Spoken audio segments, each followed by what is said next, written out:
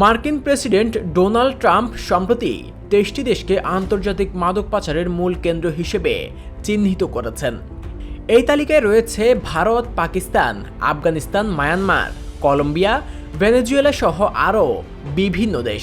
তালিকাভুক্ত দেশগুলোকে প্রধান মাদক পরিবহনকারী এবং অবৈধ মাদক উৎপাদনকারী হিসেবে বিবেচনা করা হয়েছে।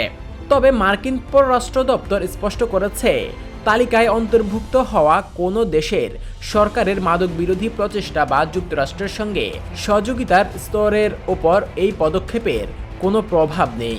তদন্ত ও বিশ্লেষণ অনুযায়ী ভৌগোলিক, বাণিজ্যিক এবং অর্থনৈতিক নানা কারণে মাদক বা তার পূর্বসূরি রাসায়নিকের উৎপাদন ও পরিবহন সম্ভব হচ্ছে।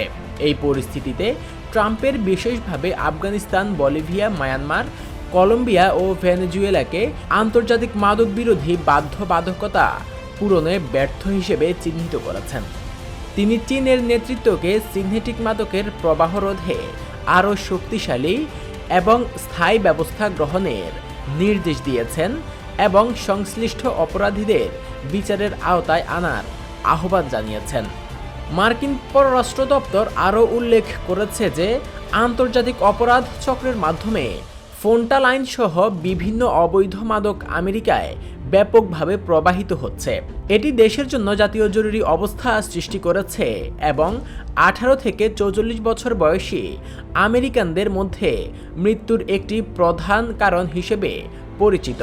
ট্রাম্প প্রশাসন এই বিষয়ে আন্তর্জাতিক সহযোগিতা জোরদারের মাধ্যমে মাদক পাচারের বিরুদ্ধে কঠোর পদক্ষেপ নিতে আগ্রহী।